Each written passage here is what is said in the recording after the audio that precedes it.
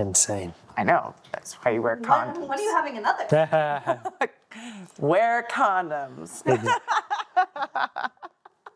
Apologies again. It's me. I am still sick. So, kindly bear with us this episode, but getting better slowly but surely. Anyways, welcome to MOGUL Radio, the platform where we sit and talk with today's innovators, visionaries, creatives, and friends. Join us as we have candid conversations about their passions, the inspiration that drives them, and what challenges they faced pursuing this passion. Whether you're a creative enthusiast, or just curious, this is your space to connect and grow. Let's get started. Today with me, I have Ainsley. Yo, what's up? Ainsley, how are you doing today? I'm good. How are you? Sick. Clearly. I'm glad I could have you on here. Oh, yeah. No, thank you for having me. I'm always stoked to talk about the arts and my passions and my creative life. Yeah. Sorry. No, it's all good. Be yourself. We encourage that. Oh, man. Passion count. Ding, ding, ding.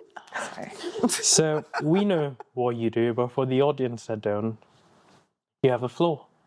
Give us that elevator pitch. Yeah, for sure. So I am a musician, and also I'm a photographer and a videographer.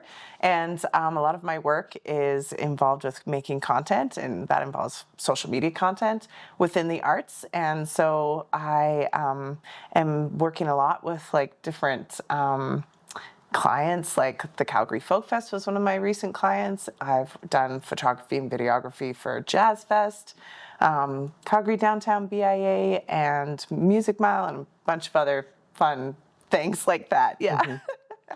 That's nice. Mm-hmm. How long have you been doing this for? So I got into content creation specifically within the last 3-4 years.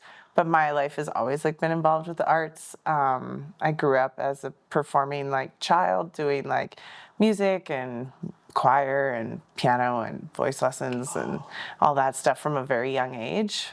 And then I went to university and studied music. And then I also took some courses from Vancouver Community College, doing event and wedding management programs and classes. And so that was really great. And then during my 20s, I did a little bit of teaching and kind of figuring out what I want to do. And I ran an online magazine with a friend of mine and did a lot of set creation and the creative direction. And then in 2017, I had an opportunity to move to Calgary. And so I came out here and started working as a nanny, interestingly enough, with a family in Springbank. And I met some people and started going out to the music shows at Broken City and the Palomino and Dickens, and really started kind of get my foot in the door. But I had intentions of going back to Vancouver after 1 year. And so I ended up just had a budget truck booked, but I didn't have a job lined up in Vancouver. I didn't have an apartment. And a friend of mine was like, you should just stay. What do you have to lose?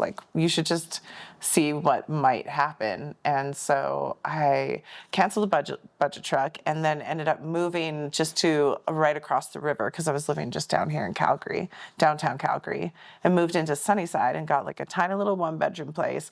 And I started going out to shows 5 nights a week, sometimes even more, 7 nights a week, and hitting as many shows as I possibly could.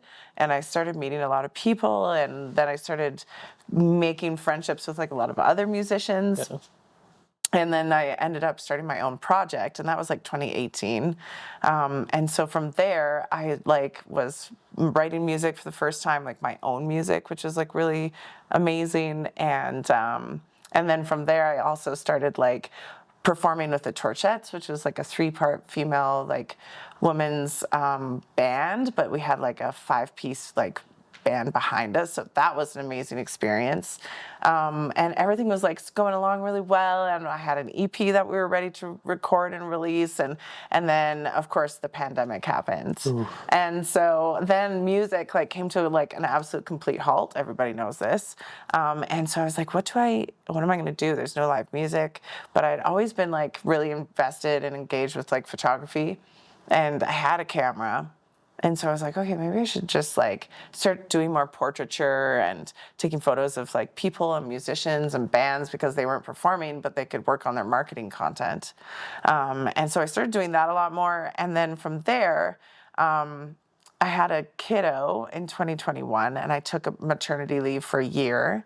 And when I came out of mat leave, it was like right at the end of the pandemic lockdowns.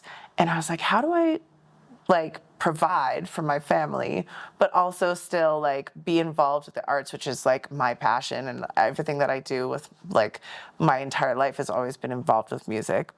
And so I put it out there on Facebook, and I was like, does anyone have any jobs that are available? That I'm good at social media. I have a background in photography and videography, but I'm also super passionate about music, would love to be involved with some kind of like arts organization. And a friend of mine, Lucy, she saw the post, and she was serving on the board of directors for the Music Mile, which is like an organization that represents all of the businesses and venues that host live music on 9th Avenue in downtown. So like, so like the King Eddie, the Ironwood, the Blues Can, like even the Cold Garden, like the Eden, there's all these like micro venues, and also larger, more traditional spaces like the NMC and King Eddie space in Ironwood. And so I got a job working for them because they needed someone to amplify like all of the shows and all of the different gigs that were happening. And that's like totally right up my alley. I love like going to live music, and I love taking photos of people, but also getting paid for it consistently and regularly. I was like, score, this is perfect. So I started working for them like a year ago, or no, almost 2 years ago. Yeah, 2 years ago, which is crazy. And so I've been doing like a lot of content creation for them, talking to business owners, talking to musicians. And then they referred me to Stagehand. And that's how I got a little bit more involved with like programming live music and being more engaged with like larger entities. So in the summer of 2023, I did a big program with the Calgary Downtown Business Association. And they are the people that bring like live music activations to Stephen Avenue and all around downtown. And so I programmed like 300 and something shows for them over the course of the summertime. And then I did the same for Music Mile. They did like a program that they did with the East Village. And so I've just like kind of been very fortunate. Things have been kind of rolling my way slowly because I'm consistently creating like positive impact within the community, especially within like, I guess not so much like the hip hop world, but more within like the folk and bluegrass, country, soul, like that kind of like genres of music. And now I'm a lot fortunate because I've been working a lot with like Folk Fest and Calgary Folk Fest, and so I got to work with a lot of like artists like The Roots this past summer, Cowboy Junkies, which are a Canadian like legendary band, and some amazing artists like Fantastic Negrito. And so yeah, it was just an all-around amazing experience. Dang, so you've been doing music your whole life? Yeah, totally, yeah. That's the whole shtick. Yeah. Sorry. That's crazy. That's crazy. Usually everyone has that like for me, it was a trend. That's how I started picking things up. It was a trend, and I wanted it to be a trend. So essentially I just hopped on a bandwagon. But for you, you've just done this. You've been social about this your whole life, and that's great. Yeah, you know, I did take some breaks, and I talk about that a lot, like taking creative breaks. Like I did take a big break. I performed a lot, like leading into when I had my daughter. I was talking about this last night. Like I performed up to 5 days before I gave birth to my daughter, and then started performing again like 5 days afterwards. And I do not recommend that because I burned out really quickly after like about 8 months. And then I was like, really struggling with like some of my friendships and within the music community, and especially like late night shows, there's a lot of like alcohol consumption and a lot of pressure to use alcohol and drugs. And I really needed as a young mom to just like be more mindful of like how that was impacting my own mental health and how I was feeling. And I was really struggling with like postpartum depression as well. And so I really had to take a big step back and focus on just like me and my family. And so music has and always will be like the number one driving force behind and like the arts and biggest thing in my life. But I also really recommend on listening to when it's important to take a break. Yeah. I could use that advice. I could take that, Totally. but I probably not. You You mentioned going to these shows 5 to 7 times a week. Were you going there primarily as just someone who enjoys music and enjoys listening to it, or was it more, I want to network, or a little bit of both? Like I was really engaged, like with going out to shows in the scene and going to Rockin' for Dollars every week, because it was also like, because not always the music wasn't something that I loved. I might discover something that I love because I'm going in blind, but it was also a lot of like community. And like I say, I'm still fairly new. I haven't even lived in Calgary for like a whole decade, 10 years, right? So for me, there's some networking, but it's really, if you ask a lot of people, it's about community. Yeah. And like there's always an aspect of like trying to better your career by doing some networking, but I have to say that like the advancements within my career have been more so based off of my connections to my community, not so much like some random networking person. You know what I mean? short networking isn't as important as they say it is. It can be, but also I think like relying on people that you trust is like so important too. No, He's just saying this because he wants to get out of networking. I was just saying that I'm terrible at networking, and I don't like the back and forth that goes with it. I know. So I don't do it, and she's been trying to get me to do it, but I don't. I was like, actually, here, listen, this is so stupid. I was like, how do you, there's like, where is it? Networking is good. What advice would you give to someone starting out in your field today? Networking is going to be your best friend, I said. You can be a very skilled musician, artist, photographer, content creator, writer, director. The list goes on. But you have to develop a networking strategy.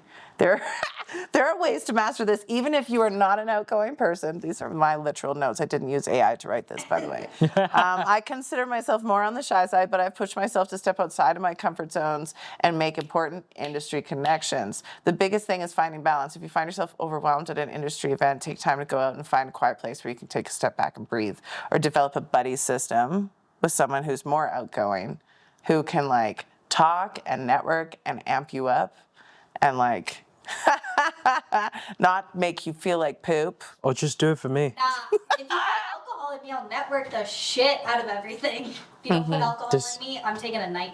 Like, I'm not. Yeah, no, honestly, yeah. And that's a big one too, like knowing your boundaries of like what works for you and what doesn't. And Give me 3 drinks, I'll know everybody in that room. Give me 0 drinks, I'm leaving. That's insane. Yeah. yeah, it's funny that you say that. Networking is hard. I have been very fortunate, like going out to a lot of shows. I'm usually the person that is kind of hanging out at the back, in the background, and like kind of observing the room and seeing who I want to talk to. And sometimes I don't talk to anyone, and that's okay too. Yeah. You don't have to always like every event like go and make 5 new connections. Just one is. I strongly believe in that. If you just want to exist, just exist. You don't have to. Totally. Yeah. I think one thing that I will give to Ainsley is you are one of like the warmest, most welcoming people. Like if somebody's coming in to a room or to a group and they don't know anybody besides like maybe one person. Obviously this is from my own personal experience, but like you are the most warm and welcoming person. So I feel like it's just so easy for people to naturally make connections with you, because even if you're not going out of your way to do it, there's just something about you Wow, that is that's so just nice. so warm. Thanks, That I Jess. think is She's never said this outside. So She wants money from me or something. probably. $10. No, That's so I nice. think that it's Thank you. something, you know, you're not the most warm person in the world, but you're a very nice person. So, Ainsley can just stand back and people will come to her. To you, it's like, Oh, that's crazy that you think that about me, because I think, yes, but also I have my moments too where I'm like pretty reserved and quiet. Like oftentimes, and more lately, I'm finding as I'm getting a little bit older, and I'm drinking a lot less. yeah. I think that it's sometimes that there are times do you know The Blue? They're a rapper from Calgary. Yeah. Yeah. What's fucking... Someone else mentioned that. Hemon's amazing. They work for SLED and they're super connected, and yeah. Interestingly enough, Lexi. they he and I just met. But my friend Elisma, she's from Vancouver. She was from living in Calgary. Was like, you should meet this person. Go see their show for 3 years. We finally just met. But that's someone that I've seen him at events and stuff, and I'm just like, meh. When the moment presents itself, we'll meet. And yeah, I'm not going out of my way to be like, oh God, I gotta go meet that person. He's great though. We actually know him. Yeah. He used to work at Apple when we were at Levi's. Yeah. So we just created this weird 2026. 2026. 2026. Yeah. Oh, totally. And he's great. Yeah. Very outgoing. A clean rapper. That's hard to find. And Tiffany, another amazing. Tiffany, know her? Yeah, amazing rapper. K-Riz, so good. Don't know. Is he different from... He was Collaborates all the time with Tiffany. Yes, actually, no, yeah. I seen them. I Very know. tall, Jerome. Dang. That's okay, yeah. I can see why, just in being involved in your community. Yeah. Yeah, totally. Yeah. Yeah. Because Calgary's not big. Calgary's big It's a small landmass, but city. everyone just... I kind of realized that too. After I moved here, I was like, oh man, I can be a big fish in a little sea.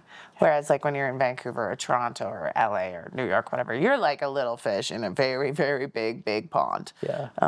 So here it's super attainable market, and you can 100%. get your confidence and figure out your skills and and find a community. And then when you're feeling good about that, then you can take the next step. But it's a great market.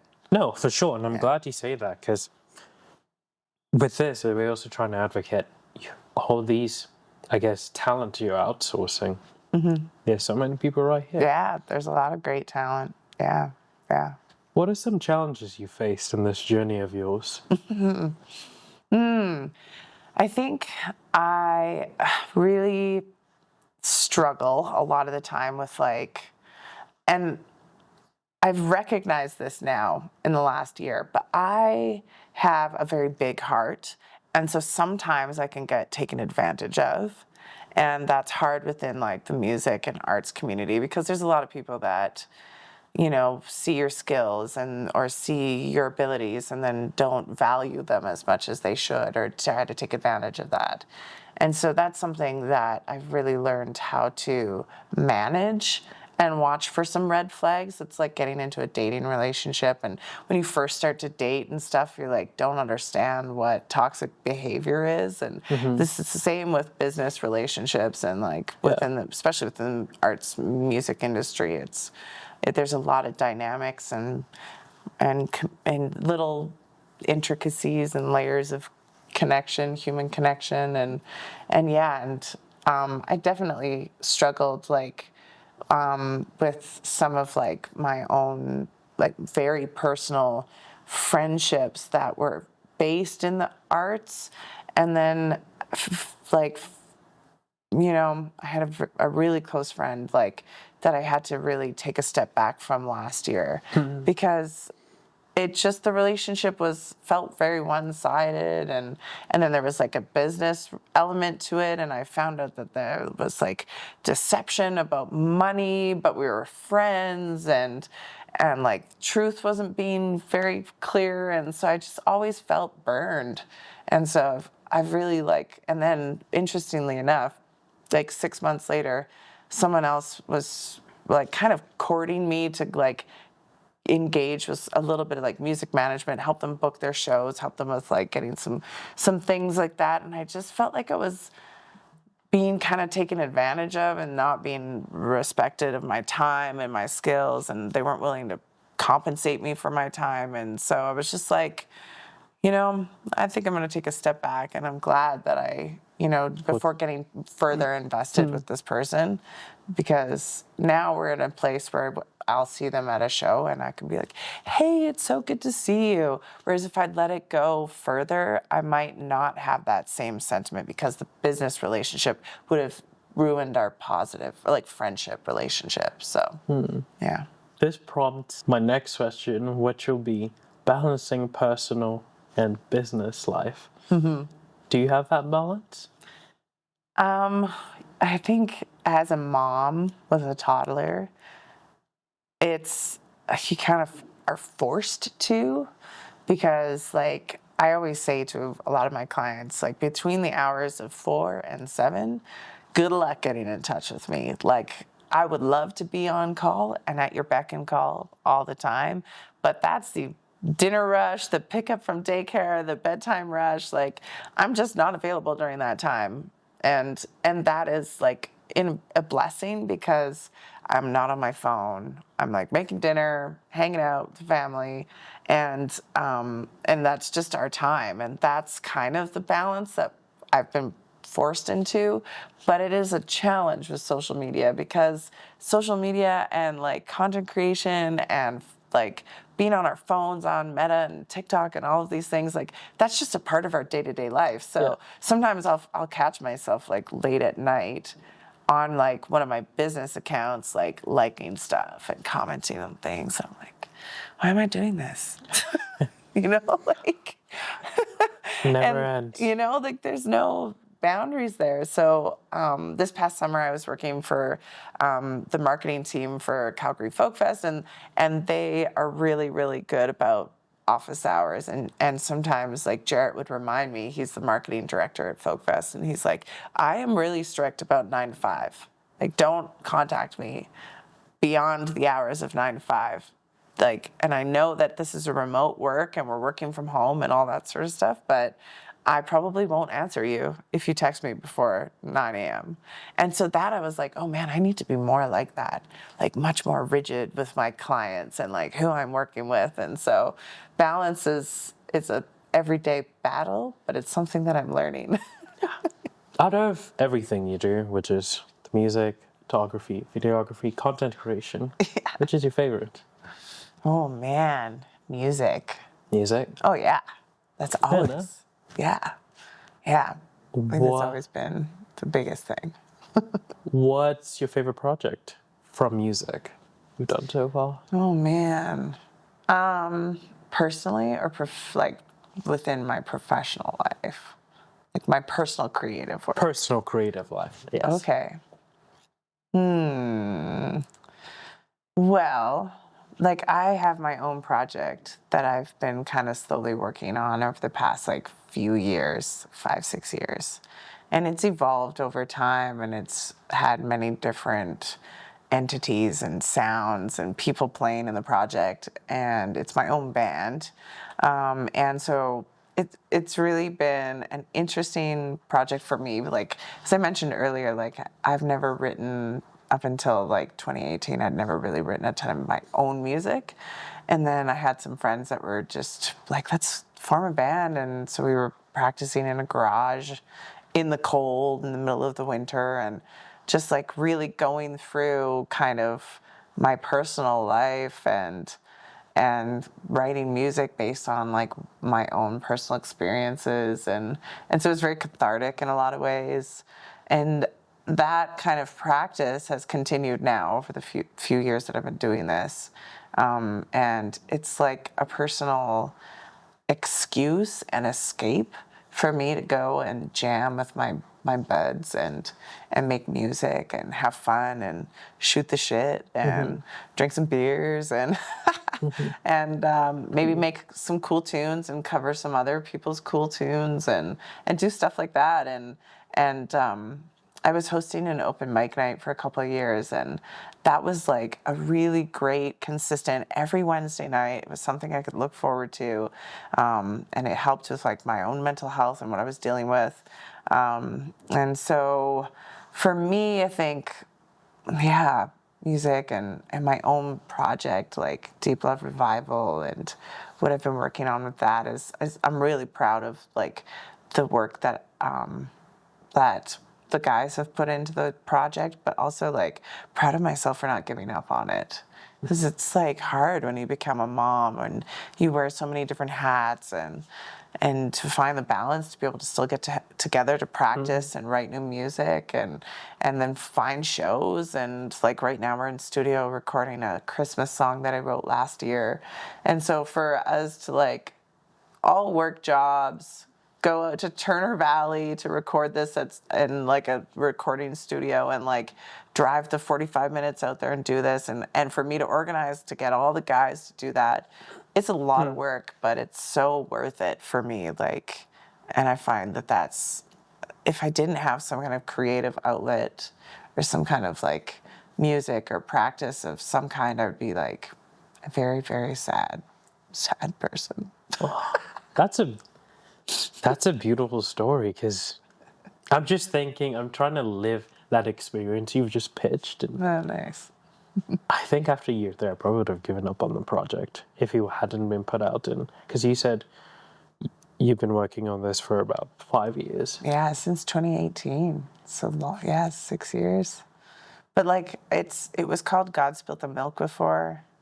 And then in 2021, I was like, I need to change it to something that's more reflective of like my music, which is like soul and like that kind of vibe. And so I felt like, you know, Ike and Tina Turner and like their like project that they were doing, and just like looking back at like the music that I was super inspired by. Like I listened to a lot of vinyl when I was in my high school years, and a lot of like Louis Armstrong and Ella Fitzgerald, Nina Simone, and then a ton of like musical theater too on vinyl, like Rodgers and Hammerstein and South Pacific, and all of these old records that were given to me by a very old lady.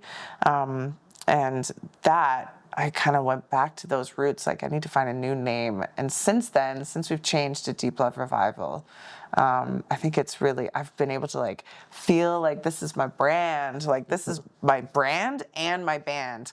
And so it's been good. Like that 60s soul and 70s soul is really speaks to me creatively. And so, yeah, it's great.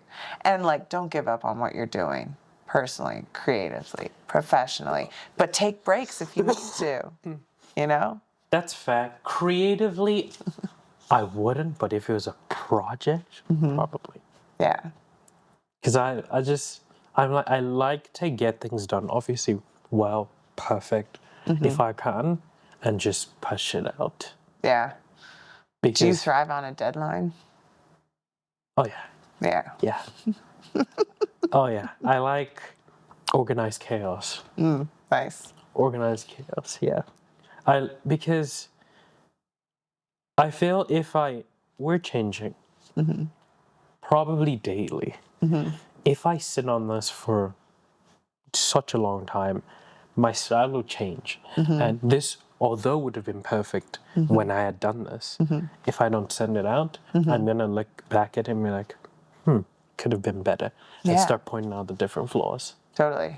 Rather than have it out and just seeing, this was the phase I was in, and now I'm in a different phase. It's the same with music too. Like there's so many bands that like they have this album that they're working on, and this is the focus of the project, and like all of the marketing within that, and like the pre-production and the post-production, and then it's the same with this kind of stuff too. You have your overarching practice, and then all of your little projects and the different aesthetics and practice and work that comes with that. And yeah, very similar. Yeah. That's awesome. How has motherhood contributed to your Creative passion? practice? Yeah. I think that, like, I definitely was using a lot more alcohol and consuming drugs and more like engaged with a party lifestyle prior to having my daughter. And then when I had my child, and I was like 30 when I had my kiddo, so I was not like a young kid like anymore. And I was like, okay, I got to get real with this, but I also still want to have fun. And so I really struggled to find the balance of like, how do I go out and have a good time and see my friends and maintain these relationships that I have and do all the things that I love to do, but also like be a good mom. And being a good mom is your own personal definition. I don't think that there's any actual like handbook on how to be a good parent. But I think that like for me, my daughter was a great reason for me to find a little bit more balance with my like alcohol use and substance, and that has helped with my own creative practice being more consistent and more reliable and not needing to use alcohol in order to like write material. Like a lot of my early material, I was like using alcohol as like a writing like enhancer like tool, I guess you could say. And so now I don't feel the need to do that. Like I'm finding a lot more joy in co-writing and writing with other people and getting together with friends or new people that I don't even know. And it's just provided a lot more balance being a mom. And yeah, it's good. And not everybody like finds that. I think it's some people still just continue on doing their thing and whatever, man. You do you. For real. You do you. I was gonna try and say or ask if that's a principle that guides your life now, but it's much better to ask what principle guides your life now. Oh, guiding principle. Yeah. Oh, man. Okay. Well, family is a big, big one. So my 34th birthday was last week, and I was Happy like, belated birthday. thank you. I was having like this weird day. It was a weird day for me. And I think, okay, so when I was a kid, I was 13 years old. My mother was diagnosed with terminal cancer, and she passed away within 8 months of being diagnosed with cancer. And she was 30 years old when she had me. I was 30 when I had my daughter. I'm 34. My daughter's 4. And so it's been weird for me the last like few years because it's like, oh man, I only have like 10 years. In my mind, it's like a mental trip. And clearly I need to get therapy. But like, it's been a weird trip for me because like, I'm like, do I have 10 years left of my life? Like, because that's when she passed away. And so, like, family is a big one, but living your life to the fullest because you just never know when you might get that awful diagnosis, or you just never know when something terrible might happen, or you might lose someone in your life that means the most to you. And so, yeah, just living life like, To the fullest. Oh, yeah, to the fullest. Yeah, for sure. And having fun, having a good time. What's a chill day for Ainsley? A chill day for me, like hanging out at home and playing with my kiddo, going for a walk. Today we went to like the flying squirrel place in the Northeast and bounced on some trampolines. That's a chill day. I thought for some odd reason I thought you watched flying squirrels. I was confused. We went to the zoo. I'm sorry. I was confused. I was like, what? But Yeah, one day you'll understand. Maybe. I don't know. Maybe you don't want kids. I want kids. Power to you. I He do. needs to have children. Needs. What? Needs is insane. Needs to? Be that like Why does he that like need bad to? influence. And Oh, you need to be a bad aunt? You go have kids.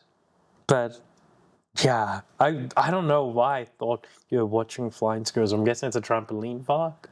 Yeah, it's a trampoline, indoor trampoline park. It's That's negative great. 12 outside, and I have a 3-year-old. We're like, do we stay in the house all day, or do we go out and like let her bounce around for an hour? It's worth it. Just $77 for Pardon? 1 hour for the 3 of us to go. Okay, I thought you were going to say per head.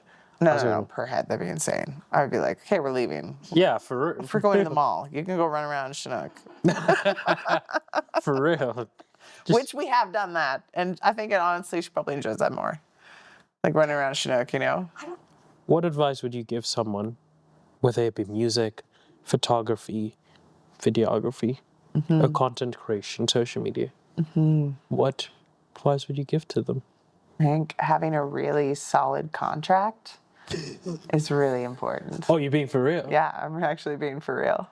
Like a contract. Oh. Like with your photography and your videography and even with your music, having writer agreements before you, like, if you're going to do a writing session within the world of music, having a writing agreement in place before you even start writing anything is a big one, because you just never know. Like, I was chatting with a musician yesterday, and he did a recording session with a musician from China, and the music that he wrote, he got paid like $250 per track, but he didn't write it into his agreement for any royalties.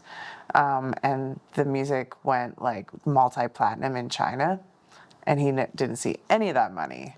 And he's like, what, 40, 41 years old? That kind of money is, he's like, I have no idea what kind of money she saw, but he's like, she's a pop idol in China. And so, like, that sort of stuff will protect you years down the road. Sure. Like, because he was a young man when he did that recording session. It was like 10, 15 years ago. And so, yeah, stuff like that is big. Like, you're protecting yourself. And you just never know. Like, a lot of people will write and will put it up on their sync library. Do you know what sync is? So sync placement is when you are trying to get your music on TV or radio or like commercial placement, movie placement, Netflix, all that sort of stuff. And so if you're a songwriter or a composer, a lot of those folks will have like a library, and that's their sync library.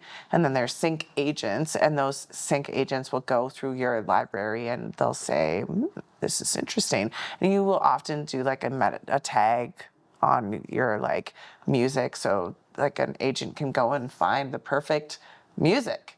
And if you are, maybe you did a co-write on that song that you wrote with some Calgary hip hop artist, and you did the beats on the song, and that song gets picked up by Netflix, then you could be making so much money off of that song. But without that writer's agreement, there's a gray area there. So having a really solid black and white written down, like the basics, it doesn't have to be anything fancy, especially if you're getting into songwriting and you're writing a song with someone. Just have, hey, this is so-and-so and so-and-so, and we're doing a 50-50 split on this song, and we wrote it this day, and then you each take a picture of it, and that's it. So easy, so simple. That makes sense. You know? When I think the word contract is thrown out, I guess people often think, oh, I got to get a lawyer to look at this. I got a lawyer to vet this and whatnot, and like have to use the proper language and all. It's just as simple as having that. Totally. And being upfront with the people that you're working with and collaborating with is super important. Like, don't be shy, like, to ask about, like, I'm guilty of that too. Like, making the mistake of not talking up front when you agree to something about what the compensation is going to be, and then having to go back and renegotiate, and then it kind of reflects poorly on you if you don't know your value right up front. Like when you're having that conversation, you have to ask for more money, and then you just kind of look like not the greatest to clients. So yeah, being super upfront and knowing your value, and ChatGPT can be a really good helpful tool to build a contract these days, or like just put in some prompt words and, hey, draft me a contract for this wedding that I'm shooting, and it'll put something together. And there's a lot of like law students out there that can give you some free advice if you're fortunate. But honestly, like I've been fortunate to have some great contracts through ChatGPT that you can draft up, and yeah, don't be too shy. If both people are agreeing with something like that, it just gives you both a bit of peace Peace of of mind. mind. Yeah. Like, and transparency, you know what you're going Transparency, to. yeah. And you know Totally. what to expect. Exactly. And always get an upfront deposit at the point of contract. For sure. You know? That's very important. Don't get scammed. Yeah. I've learned the hard way. We've all learned the hard way. You know, maybe you haven't, but maybe you're smarter than I am. I wouldn't But say like, that. I've made that mistake, you know, or just, you know, in my early days of photography and videography, not understanding the importance of deadlines and stuff like that. And now I understand, like, you know, this person's paid the money to like get their photos, and my editing turnaround timeline is a lot faster, and I've been able to like streamline the process for bookings and all of that stuff. But it came with a lot of like trial and error and doing things wrong and figuring it out. Like I said, experience is the best teacher. Yeah, totally. And I think it doesn't even have to be your own personal experience. It could be from others. And I think that's how I learned that, okay, always collect a deposit, because I had someone around me that also did photography, and they told me, yeah, collect a deposit. I've gotten, you know, I've delivered the work. They went through the shooting process, the post-production, they delivered everything. Time to pay, ghosted. Yeah, totally. That was unfortunate, and I felt that time you put into it not compensated. I know, right? It's rough. And there's like a lot of services out there like that will protect you as a creative within an arts business. Like I do all of my like bookings and like gallery sharing through like Pixie Set. And there's I heard of it. They're very good. Yeah, they're great. And I have to pay a monthly fee, but the service is worth it because like they just take all of the payments. People can request the date, the time that they want, and they can even break it down into attainable like 6-week period payments. So, but I get paid up front, and they don't, like, I don't get hurt if they, you know, miss a payment or something like that. It's great. Like there's ways, and there's contracts built right in. And so for photographers, it's great. Yeah, there's a lot of tools out there to protect you, but you have to do your research to find those first. And also, like I was with a different provider first. Now I've changed to one that's better for me. Don't be afraid to like walk away from something that's not serving you. You know. What is the biggest thing you've learned from your quote unquote failure? I've learned to be a lot more like I guess confident within myself in my choices. Like I wouldn't necessarily say it's a failure, but I mentioned earlier I had a friendship that I really had to walk away from last year. And a lot of that felt like, with that project, it always felt like we were just on the cusp of like getting there, like doing so well. And there was always just like something that just didn't quite hit right. And I felt for a while like when I took a step away from that, like I felt like, oh, I've given up on something that could have been so amazing, you know, and it felt like I missed my opportunity with that. And I really felt like a failure at that time. But now, with a lot more time and hindsight, I'm really grateful for experiencing that and understanding that through grief comes like a lot of like growth. And I've been able to like reevaluate what I want to do personally as an artist because of this, and take more time to like practice what I'm passionate and enthusiastic about. And so, yeah, I guess, yeah, failure, it's, yeah. You know, Thank you. that's a tough one for me. That's fair. It's, I think, for everyone, but you answered it honestly, and that's all that. Yeah. Like I think I also, like in my early 20s, like was studying classical music, and I really, really wanted to get into like an opera program and just could not, like, I was waitlisted twice, couldn't get into the program. And it's like, oh, I just feel like a failure. And it's not something that I personally did, but it's that feeling of failure and how you grow from it and like not allow it to impact you. And like for a lot of people in the arts, because it's such a personal reflection of you, like when you experience failure over and over and over again, it's like, I guess it's hard to get back into it. And so, like I was saying, like, don't give up on what you're doing, but take breaks and like be okay with the creative process and being okay with like the feelings of failure, because like good things can come from the ashes. Yeah.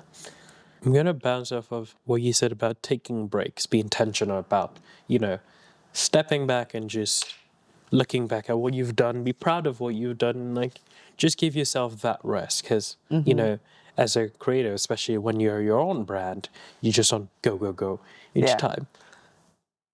If you've dealt with it, how do you deal with the feeling that when you're resting or in that space of idleness, you're not failing or you're not slacking off?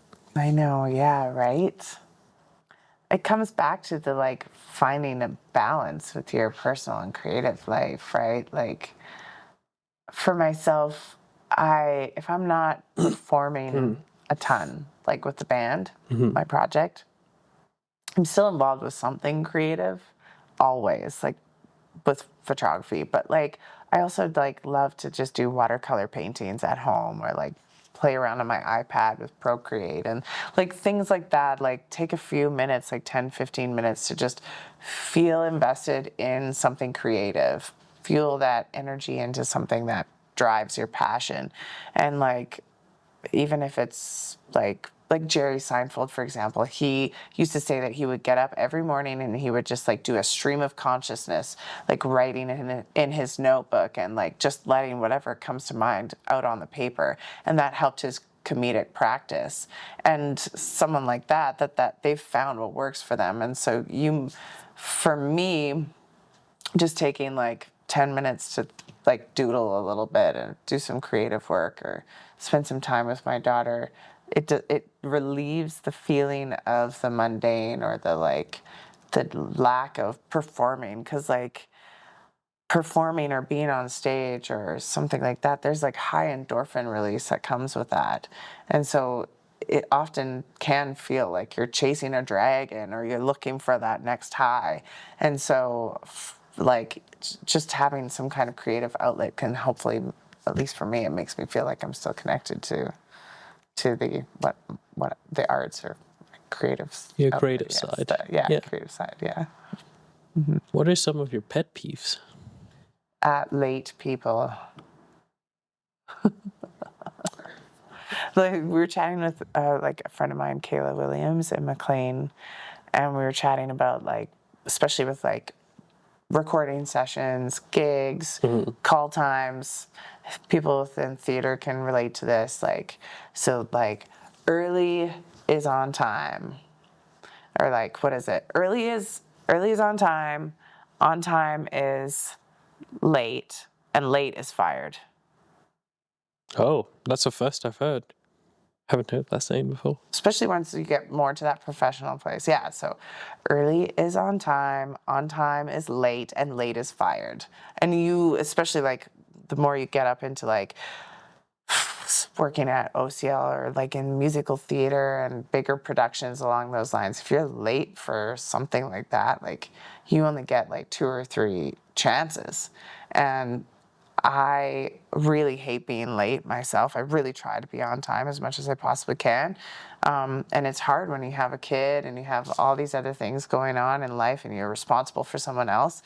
But that's a big thing that annoys me. Like my time is valuable. Your time is valuable. 100%. So just be on time. What would you do with a week off of work?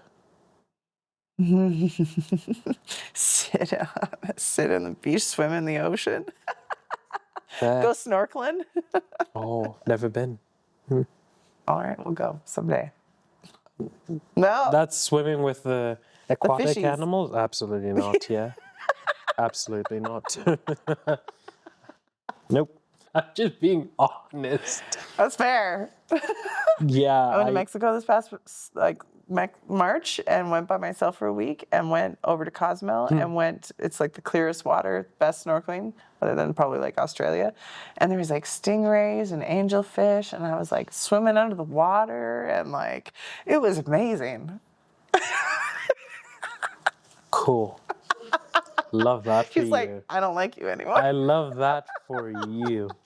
You deserve that joy. I did. I really did. And what happens if they stung you? It's like it's a little baby, and he was way down on the bottom, and I was up here. And But there's always that possibility, no? yeah, but you know what? It's a story. Thanks for the invite. But I need to build my own confidence to go in there. That's fair. It's like scuba diving next year. Let's do it. Let's do it. Yeah. That's the one where you go deeper. Yeah. Yeah. Love. No, not happening. You wear the air tank on the back. Air tag is not enough because if the shark would have been done with me before they find me. That's fair. It's the It is truth. scary. It even scares me. But sometimes it's nice to scare yourself a little. And I love the ocean, so it's like, okay, can I do this? That's why you said Tofino or something. Well, yeah. I love it out there. Yeah, You've because got the sea anemones and they've only discovered how much percentage of the ocean or whatever. I know. And you want me to go scuba diving when they don't even know what might attack me? Yeah, they've lost their head. One day when we pay you, how much money I love scenarios like this. Go on. would you need to be paid to go, not just snorkeling, but scuba diving? How long? 30 minutes. Because you need to, when you go scuba diving, you have to, acclimatize to the depths. So you have to take your time going lower until you get down to, where the reef is with your little flashlight because it's super dark. I don't think there's any amount of money you can pay me to go to the reef. $5 mil. 5 million? 5 mil? Would that be enough? Would you be screaming the entire time? And the elements are still elementing? They're still... No, it's not worth it. It's just $10 mil. $100 million. 100 mil, I'll do it. Okay. But it has to be signed that even if I don't make it out, the money still goes to the people around me. This was filming? All right. But snorkeling... I'll delete the footage. Snorkeling, if you give me... I'll do snorkeling. They're wild aquatic animals. Snorkeling's great. Are there wild aquatic animals, though? There are, but you're up here, and usually wild aquatic animals are sea creatures. They're down on the sea floor usually looking for food. And But they can staying get out of curious and come up. trouble. They don't want to come anywhere near you. They're more scared of you, unless maybe it's a barracuda. But they can if they wanted to. yeah, 500K. And I Alright. can do 10 minutes. What are you doing if one rubs up on you? Double it. For every animal that comes close to me, you have to double it. You have to double the money. For every animal that comes close to me, you double the money. Because I will be scared shitless. And it's not worth it. The therapy I'll need after that, my money will be gone, bro. Let's be honest. It's the truth. I'm just being honest, man. completely honest. I can't. well, if I ever make it rich, I know who I will be calling. Because You have to pay me a bag to do it. okay, Yeah. The reef one, I don't think you can pay me for that, unfortunately. Because there's this, fish that traps his enemies with the, thing he has. He has a globe. I don't know what, he has a globe. yeah. But they are so deep down. I don't even want to see them. I don't want to see that either. I That don't doesn't wanna it- see That it. does not interest me. And it has the teeth. It looks like a bulldog, but it's a fish. Just with the imagine that, seeing that. And on top of that, you're not even in your own element. You're not on land. You can't even run if you wanted to. Do you know how... Yeah. The water frightens me, man. It scares me. I can swim. What about lakes? I don't do that. I touch a seaweed. The other my foot touches seaweed. Yeah, I'm gone. That's fair. What's next for you? For me, right now, I'm kind of working on trying to take the next step with my career. I've been doing a lot of contract work and doing a lot of stuff like short-term contracts and some longer-term contracts. But I am trying to level up. So I've been applying for a lot of jobs and all within the arts and working with a few new clients and stuff like that. I would really like to be doing like my big end career goal that I have is I'd love to be doing like artistic direction for a big festival. And that means like art, like curation, working with like big artists and balancing budgets and making sure that the needs of the people that are going to festivals are met, blah, blah, blah. So that's where I'd like to be. So I'm slowly working my way towards like getting to there, and it'll be a while before I can get into that kind of position for a big festival. But I'd like to do some of that for some smaller festivals and continue to like develop some industry connections. And I've been applying for jobs that maybe do require a bit more travel, some international travel and like stuff like that, like within the music industry. And yeah, that's next. Well, we're looking forward to seeing more of you. Thank you. Thank you for being a part of this. Yeah, I had a great time. I had a great time as well. Thank you for that last question. Now, what if? That was something. We'll see you in Mexico one day on the beach. That's not going to happen. Anyways, thank you for joining us and seeing. No.